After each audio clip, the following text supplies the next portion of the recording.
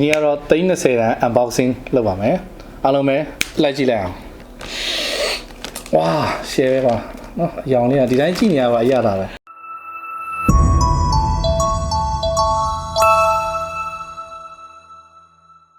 မှာအခုရှေ့မှာရောက်နေတဲ့ပုံးလေးကိုကျွန်တော်ဖွင့်ကြည့်မယ်နော်မာထားတော့မန်းလေးကမာလိုက်တယ်Diary Studio လာရှုဆိုပြီးတော့မာလိုက်တယ်ဟောချာကတော့ DJI RS4 Mini Digitech LED 150 watt ပေါ့နော်အဲ့ဒါပါတယ်နော်19သိန်း8500ဆိုတော့ပို့ခါက3000နဲ့ဆိုတော့30လောက်ဖြစ်သွားပါတော့နော်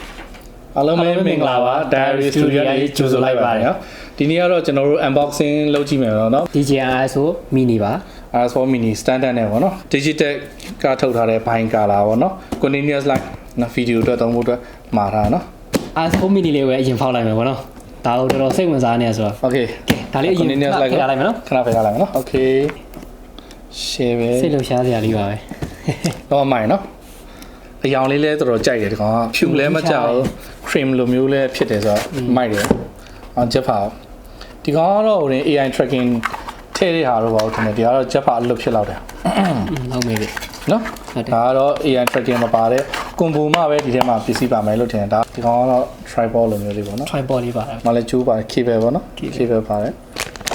okay share ပဲဗျာ share ဖောက်မှာတော့နှမျိုးတော့အလားထားဝါ share ပဲပါနော်အရောင်လေးကဒီတိုင်းကြည့်နေရပါအရသာပဲကဲကျွန်တော်တို့ဒီကောင်လေးခေါ်လာလိုက်မယ်tripod လေးပေါ့ချစ်စရာလေးပေါ့ဝါ share ပဲမွေးနေအတင်းနဲ့ထုတ်ထားတာနော် DJI RS4 Mini တော်တော်မိုက်တယ်ဒီမှာ AI tracking တက်တဲ့ဟာလေးဒါလောလောဆယ်တော့ standard ဆို AI tracking တော့မပါသေးဘူး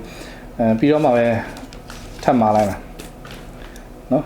လုံးဝ share ပဲကျွတ်စင်